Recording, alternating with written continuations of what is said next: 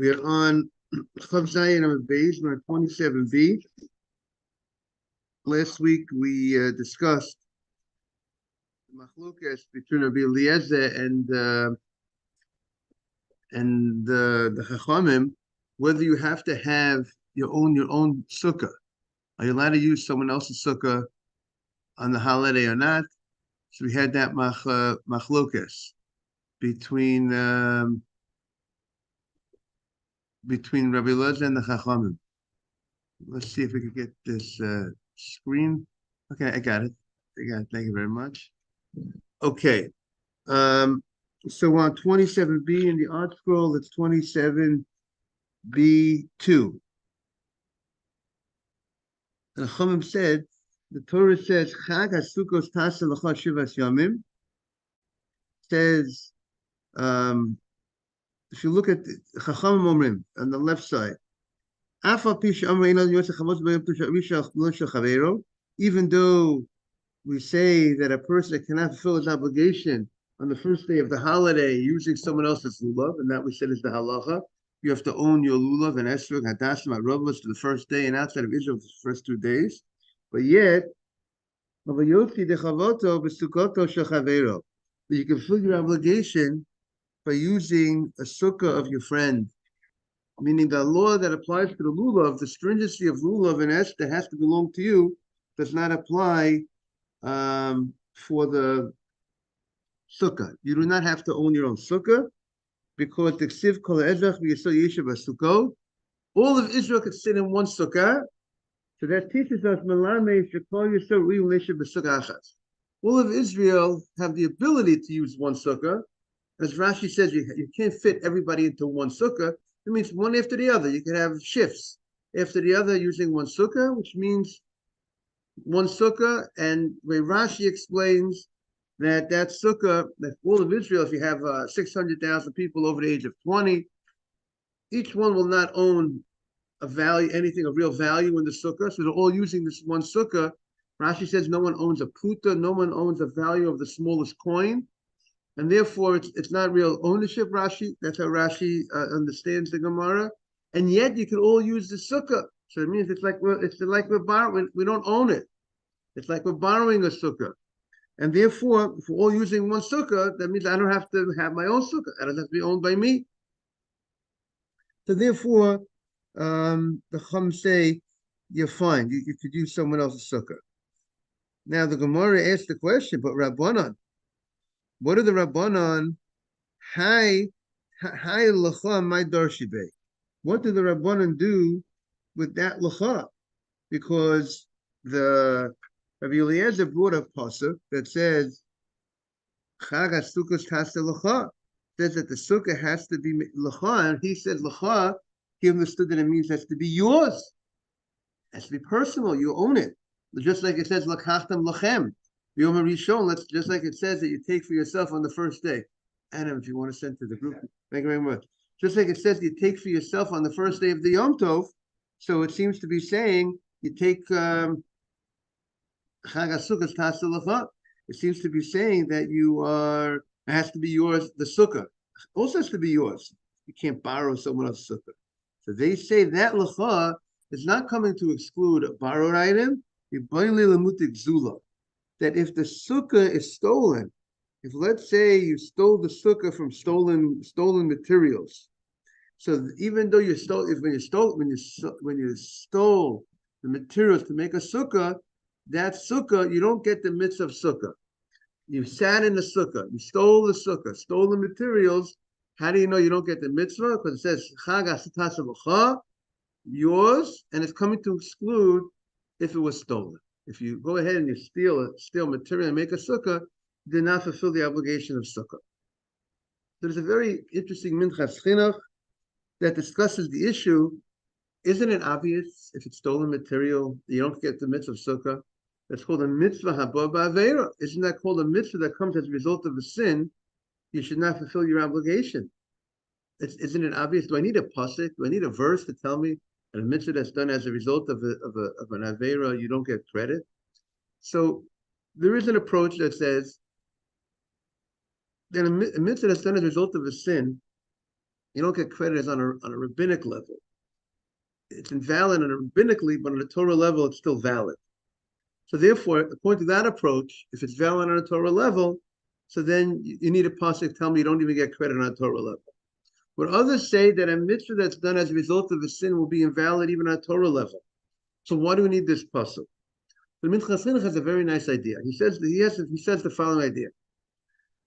Let's say Chalamoid Sukkot. Let's say we know there's a 7-day holiday. We said the first night of Sukkot you have to go into a sukkah. But let's say the other days of sukkah. Let's say it comes to intermediate days. I decide I don't want to have bread. I don't need to be in the sukkah to eat if I'm not having bread, not having a bread meal. But now I go ahead and I sit in a sukkah that's stolen. It's stolen. So the question is, what do we say about that sitting in the sukkah? I'm not going to get credit for that sitting in the sukkah because it was a mitzvah that was done by Avera. Morning, Mark. Morning, Rabbi. Good to see you. Same here. We just had the Rabbanan in the Gemara says that if someone makes a sukkah from stolen material, the Torah tells us that excludes that type of sukkah. That type of sukkah, you don't get credit for sitting in a sukkah that was made from stolen material. And there is a question, why do I need a pasuk? Why do I need a verse to exclude this case that if it's stolen materials, if I stole the wood and I made the walls, I don't get credit for the mitzvah? Shouldn't it be that I don't get credit because of the concept of mitzvah haba ba'avera? A mitzvah that comes as a result of a sin, shouldn't that be sufficient reason that you don't get credit for the mitzvah without coming onto an extra pasuk to exclude it? Why do I need a special verse to tell me I don't get credit for this mitzvah if it's done through an avera? I shouldn't need a verse. Shouldn't need a pasuk. It's logical I don't get credit for such a mitzvah. It's a disgusting thing. You go ahead, you think that you get a mitzvah, you take wood and you steal the wood and you make the walls and you make the schach. You think you're going to get credit for such a mitzvah? You do a mitzvah in such a fashion? That's the question that is asked. So the Minchas Chinuch has an interesting approach that he suggests the following idea. He says, as you know, during the days of Sukkot, during the intermediate days of Sukkot, if you don't have a meal, if you don't have bread, you don't have bread the size of a little over an egg, you're not obligated to be in the sukkah. You want to have a snack, you want to have salad during the Chalamoid, you have snack, you have salad, you don't have to be in the sukkah. If I have the bread meal outside the sukkah during the intermediate days, then I'm in violation. Because then I must have it in the sukkah. So so when a guy goes into the sukkah during, let's say, Chalamoid, and he eats in a stolen sukkah, he's not going to get credit for a mitzvah because I'm not going to give you credit for that. You're not going to get a merit for sitting in this sukkah because it was done through a sin. But the question is it called that I ate outside a sukkah? I can't eat outside a sukkah during the intermediate days, let's say, right? I can't eat outside a sukkah bread meal.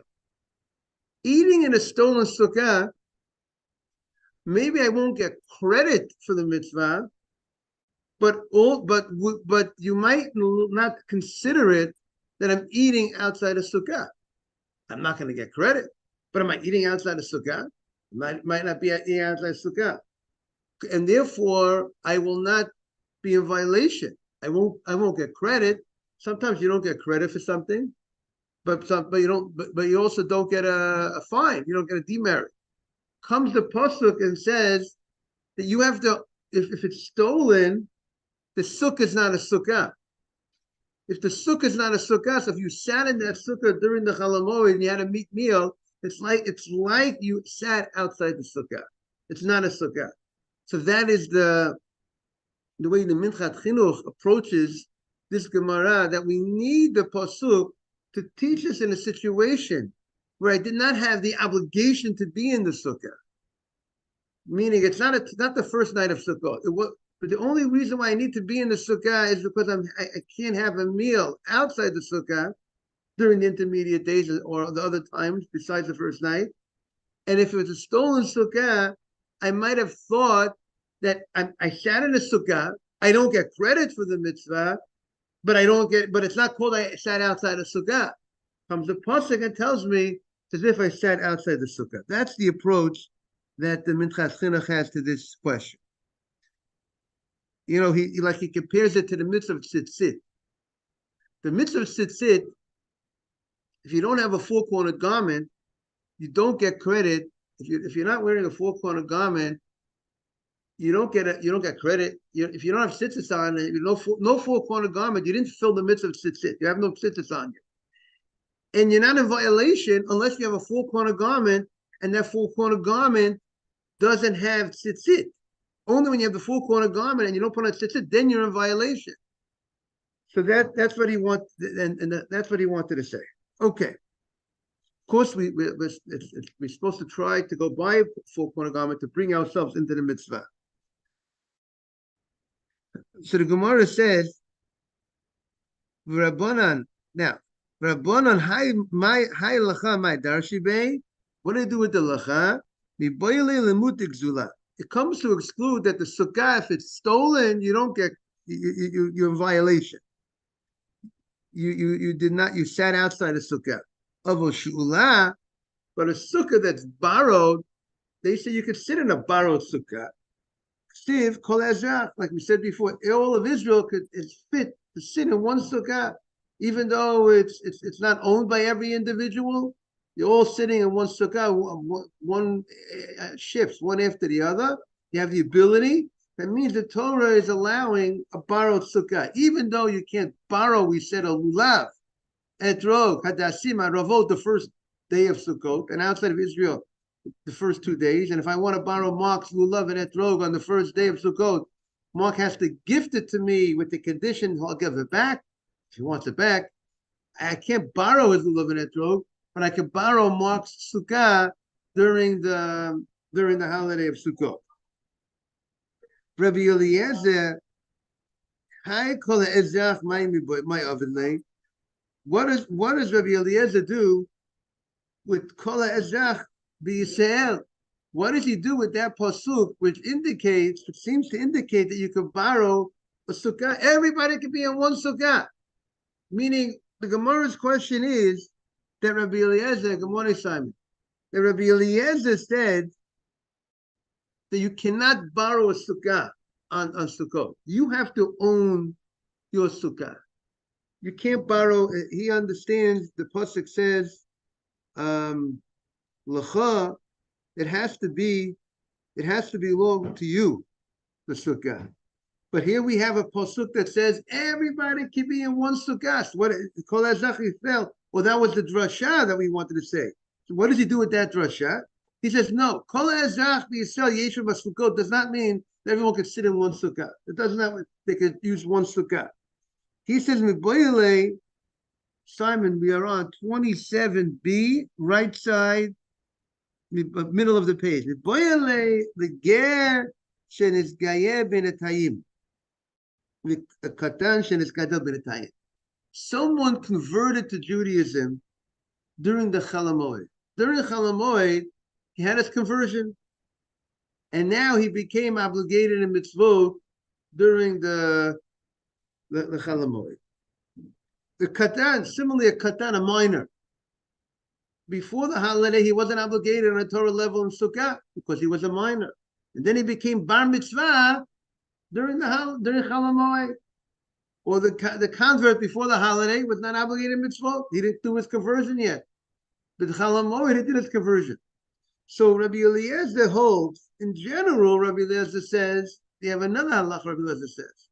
Rabbi Eliezer says that the sukkah has to be a 7-day sukkah. In order for you to fill them, he looks at it as one long mitzvah of 7-day mitzvah. Not only you have to be in your own sukkah, you have to be in one sukkah. And not only have to be in one sukkah, he has another halacha that the sukkah has to be a 7-day sukkah. if you didn't make a sukkah before the holiday, right? Rabbi Eliezer said you didn't make a sukkah before the holiday, then you wake up during Chol Hamoed and you make a sukkah, you lost. The mitzvah's gone. There was a mitzvah to have a 7-day sukkah, and you didn't produce a 7-day sukkah. But nevertheless, he agrees he holds that way when you had an obligation. By the time when the Sukkot holiday kicked in, you had an obligation to put up a sukkah. Why don't you put up your sukkah? Torah says, Chag HaSukkot Ta'asu Shivat Yomim. You have to make a 7-day sukkah. But when you did not have the obligation of 7-day sukkah, because you were not obligated in sukkah, because you were a minor, or you were a person who was not Jewish, and then he converted during the Chol Hamoed, so then the Torah is teaching you, even that guy has a mitzvah of sukkah, even though he's not having a 7-day sukkah, because he's only a partial sukkah. It's putting up a sukkah for a few days left of the holiday during Chol Hamoed. He's still obligated in the midst of sukkah. And how do you know that? The other pasuk seems to say it has to be a 7-day sukkah. That's the kol ezach b'Yisrael. That's what he understands. Rabbi Eliezer understands that kol ezach b'Yisrael yeshem b'sukkot is teaching me that halacha, that you could put that guy, that katan, that minor who became an adult during Chol Hamoed, or the convert that converted during Chol Hamoed, that he could go ahead and he could make a sukkah Chol Hamoed to be able to go ahead and sit in the sukkah. V'Rabbanan.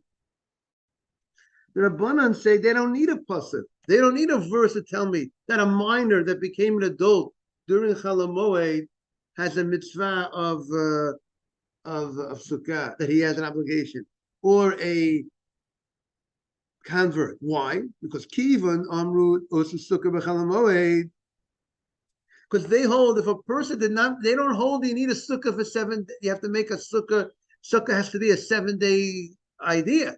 Meaning to say, they hold, if you didn't make a sukkah, a guy didn't make a sukkah the first 3 days of the holiday, for whatever reason, and he wakes up, about tshuva.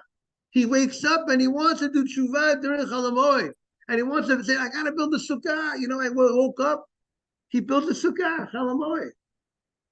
Because it doesn't have to be that, it has to be a 7-day structure.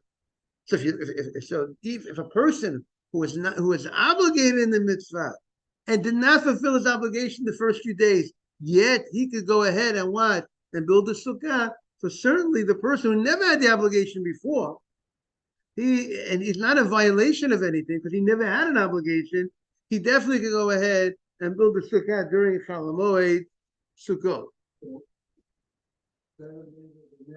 Better later than never, according to the Chachamim, better later than never.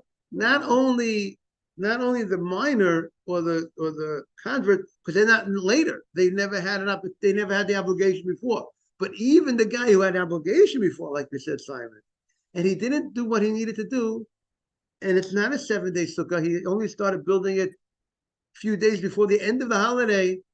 He's good. He has an obligation. It's not one long obligation. He has an obligation to go ahead and do and that's the halacha. That's the halacha that a person. Morning, Mark. It's a special. First of all, I want to welcome Mark back. So nice to see you. Yes, if there's a mitzvah to start right after the holiday of Yom Kippur, like you said, Simon, to go from one mitzvah to another mitzvah, to start building the sukkah. That's what you were saying. And you wanted to continue on that?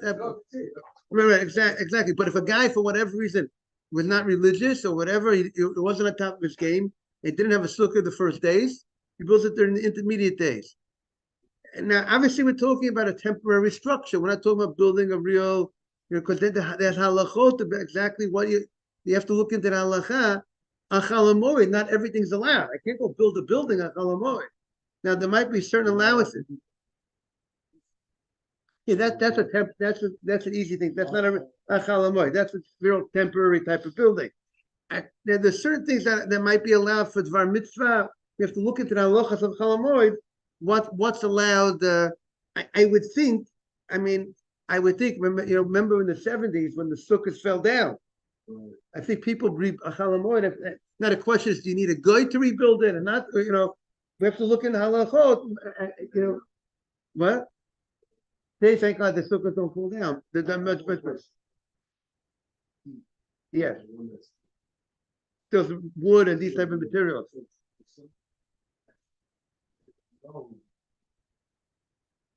It's still a stolen sukkah. So I would say they don't get credit, but then you would say it's a stolen because it's not a kosher sukkah. It's stolen material.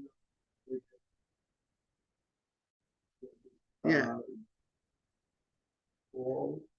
I mean, you see, I would say that it's a stolen sukkah. So I mean, would have to look more into it, but on the surface, it would seem that if I would go into someone's sukkah that's stolen, it's not kosher. The Torah says that has to be, it can't be stolen. Just if it's stolen, it's not kosher. Yeah. And never found it right. It's like he used something that's what's the halacha, Mark? The first day of Sukkot, right? And if I go ahead, if I use your lulav, right? You lend me your lulav. It's no good. I have to own it the first day of Sukkot. So if I thought that's good enough, and I did, and I say bracha, I didn't get credit. I don't get credit the first day. A guy goes in and borrows someone's sukkah, but it's not sukkah. Borrows someone's lulav and etrog, he doesn't get credit. If it's the same halacha, if I borrow your talit, let's say, I forgot my morning Ariel. I forgot my talit. And I say, Mark, can I borrow your talit? So a talit, there's no mitzvah of tzitzit on a borrowed talit the first 30 days. If I don't own the talit, and I'm not borrowing for more than 30, it's not, you have to look at the halacha about how, more than 30 days, there's certain halachot about maybe it's like yours, you have to make a bracha. But the normal situation, a person's buying a borrowed talit, I'm borrowing a talit for that moment, for that day. I can't say a bracha on that. It's a bracha levatala. I need to go ahead and what? Ask you, Mark, could you give it to me that I could gift it to me on the condition that I give it back to you.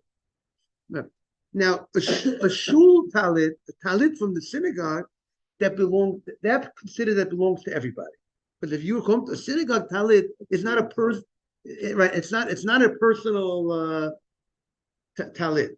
It belongs to every. It's not an individual. It belongs to everybody. It's not one person's thing. We're on 27B. 27B2. Oh no! Now we just turned to 27B3. Okay, we're coming to a nice point of the Gemara. So again, just to recap, people should realize when you're lending, you should know that if you go to, let's say you go to a Brit Milah, right?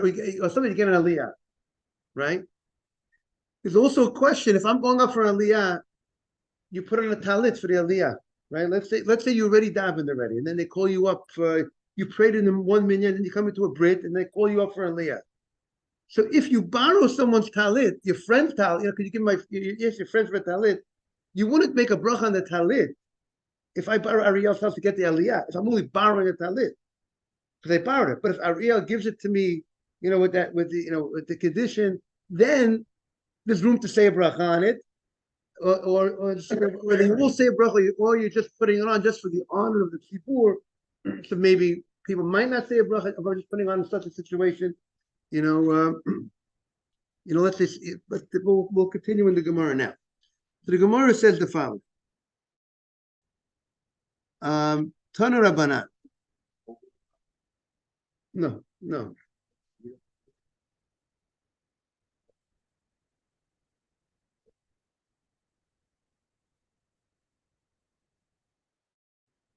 Because I presume the svara that might show that you've folded it. You have to know what the reason for that svara de halacha. Is it because you folded it that shows that you had in mind not to put it on again? You're done. But if let's say you folded it, what? Right. But what about if you put it down, you folded it with the intention, you never had in mind to really stop from it? The fact that you fold it might only indicate your intention. But if you folded it with the intention of coming right back, but I like to leave my talit nicely folded, I don't believe because you folded it will make you require a new bracha when you put it back on. You're going to check that out. I know you're going to Brooklyn this Shabbat. You're going to be talking to the rabbis in Brooklyn. You folded your tallit. You had a mind to come back in 5-10 minutes, 5 minutes, but you just folded your tallit because you wanted to keep it neat. That I don't believe that because you folded your tallit, that action, if your intention, but you're going to get back to them. I give you homework, and the rabbis are waiting for you. They love to speak to you, Mark. You know that. Okay. Tana Rabbanan. There was a story of Rabbi Eloi Shahalach lahakmul Panei Rabbi Eliezer Rabbi Belud Beregel. He went before the holiday. He went to greet his rabbi. Who was his rabbi? Rabbi Eliezer. We've been having discussion in the Gemara about this Rabbi Eliezer. And he went for the holiday. There's a special mitzvah. He was there. He wanted to be there for the first day of the holiday, or he was there. And Rashi says he went before Yom Tov to be there for the first day for the holiday.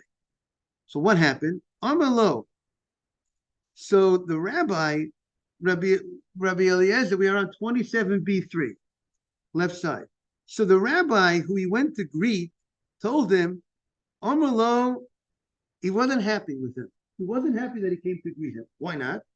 He said, Eloi, because the name of the person was Rabbi Eloi. He said, Eloi, Eina Mishovtei HaRegel. You are not from the people that rest on the holiday.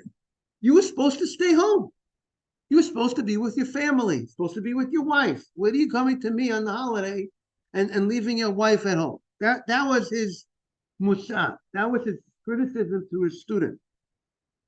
So now, Shehi Rabbi Eliezer Omer, because Rabbi Eliezer said, Mishabeach ani esatzlanim. I praise the lazy people. Generally, I'm not happy with the lazy people. But here's a time that I'm happy with the lazy, when you're lazy. When is it? When you're lazy on the holiday not to leave your wife and go to your rabbi for the holiday. That's what I'm happy that you're lazy. I'm happy in life. We say you got to make moves, the right moves. But here it's time to stay home with your wife. It's a special mitzvah, Succah, to make your wife happy. And therefore he says, is that clear, Ariel? Mishabech ani esatzlanim. You got it? She'ein yotzim b'tem regel. They don't leave the house on the holiday. And even though the reason why they're not leaving is not because they want to spend time with their wife, really not because they're lazy. They're not coming to the rabbi. They don't want to make the trip. Why don't they? They're lazy. But that laziness is a good thing, even though it's not for the right reason. Like shalom l'shma. Even though you're doing a mitzvah, you're not doing it because you're doing the right thing, not because I'm not eating not kosher, not because I wouldn't want to. I'm not eating it because I don't like the food. But it's not that. But I'm happy you don't like the food. But at the end of the day, I'll give you an example. In the colleges, 1 month, in Brew College, they have every month, they say what month this month is. So that 1 month a year is no shaving month. I don't know what they call it. Right? What's it called? No shave.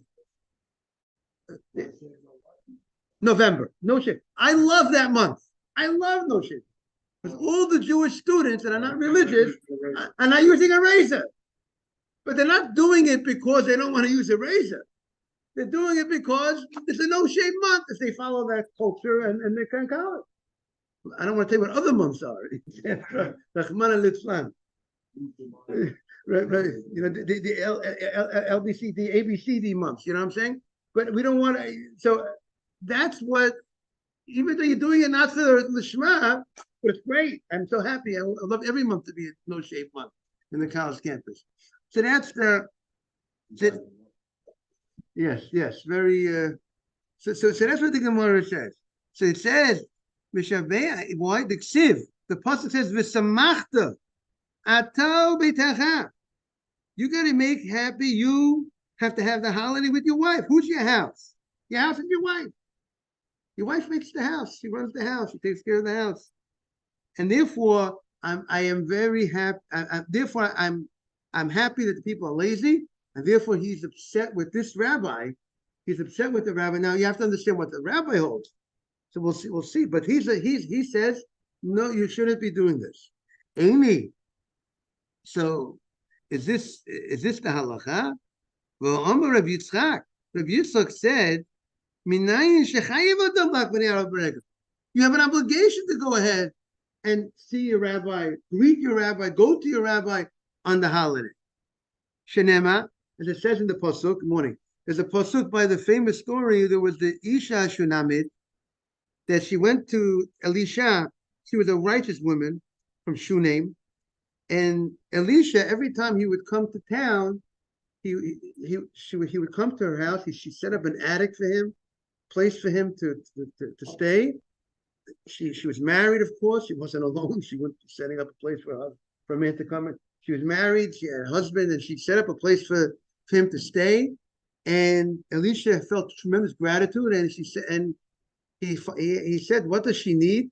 She said she doesn't have any children. She's trying to have. She has no children. Elisha is blessed her with a child. You can have a child.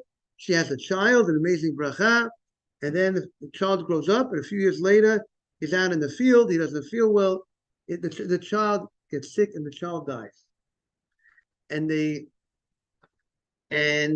after the child dies, she doesn't tell her husband what happened, that the child is dead. That the child, and she goes in and she says to her husband, "I gotta go to the Navi. Gotta go to the Navi."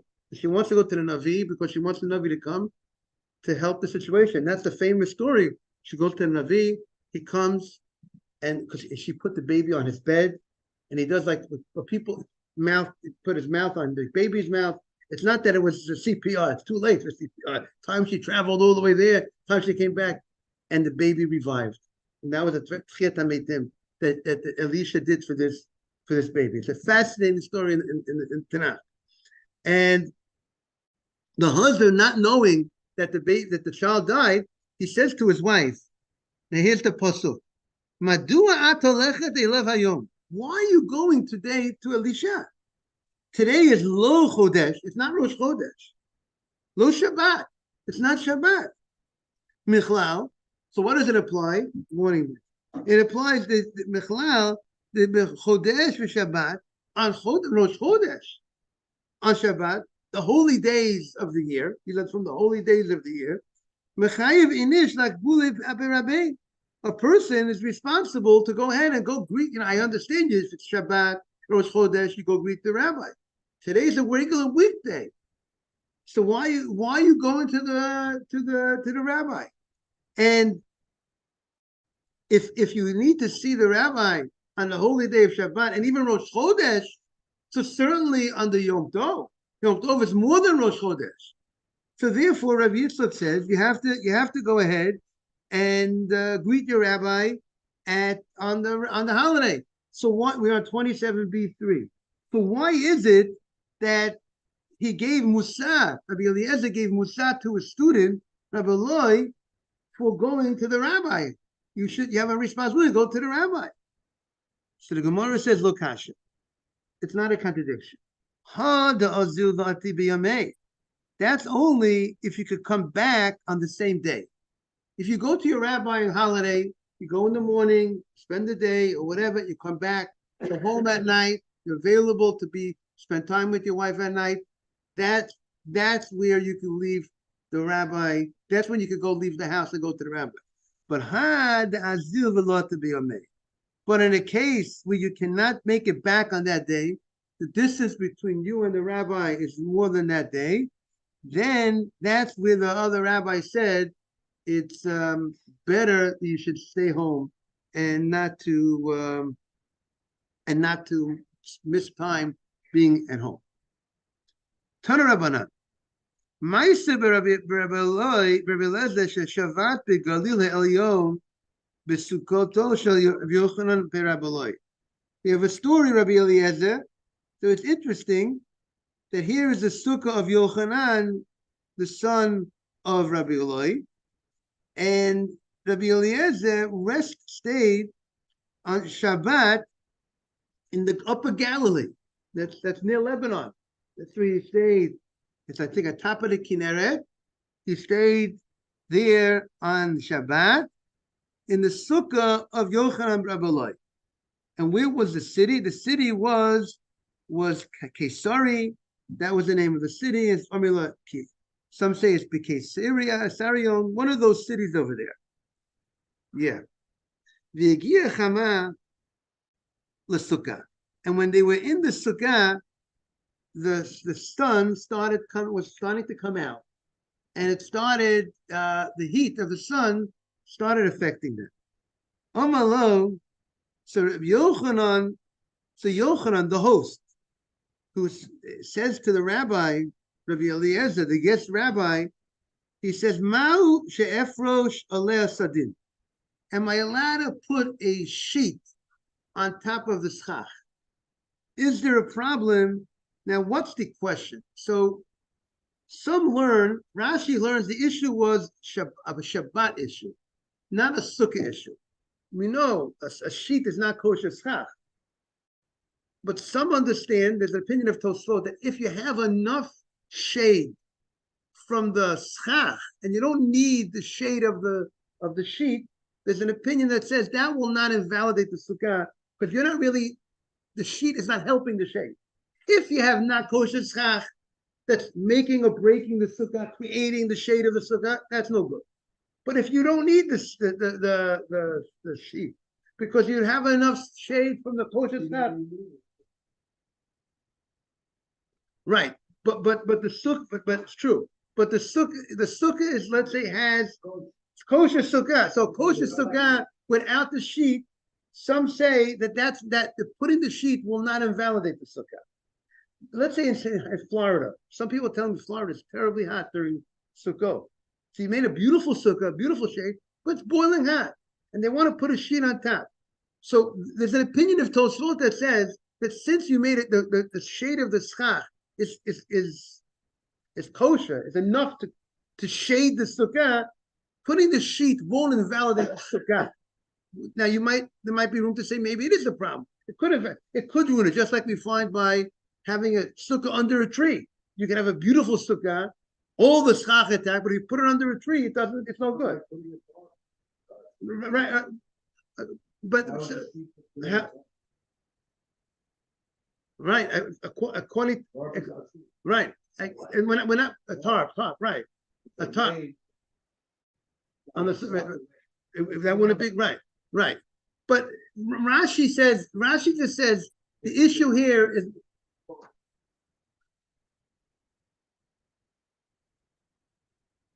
The market say if you go and you cover the sukkah, it's not kosher schach. It's not allowed. Sheet, the sun on top. Not the wall here. With the sun, now you're going to put a sheet. But now instead of it being cotton, it's not. Instead of being nylon, it's cotton. So cotton's allowed in the sun, but nylon's not allowed in the day. Explain. The wall.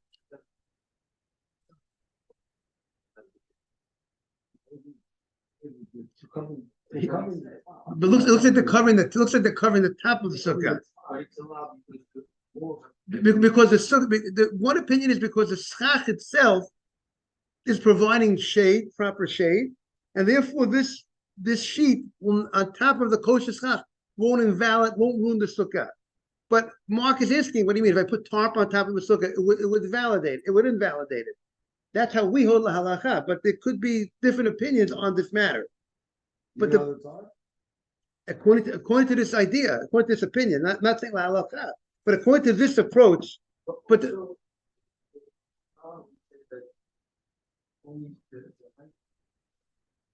up to 20 amot. Might not be able to see, right? It could be a rule because it take away from the shade. But at the end of the day, Rashi says the issue here is on Shabbat. You now let it. The question is, you can't make a temporary tent on Shabbat. I can't go ahead and make a cover on Shabbat. Here the question is this a problem? This sheet considered a problem or not? We'll continue tomorrow on Shabbat. Shabbat and Yom Tov. You can't make a temporary tent. Okay. Here, question: can I place it? Can I spread this? Is this considered a problem? Putting the sheet on top of another temporary tent, because the sukkah itself is a temporary tent. Now I'm adding to a temporary tent. That's going to be discussion tomorrow. So stay tuned tomorrow.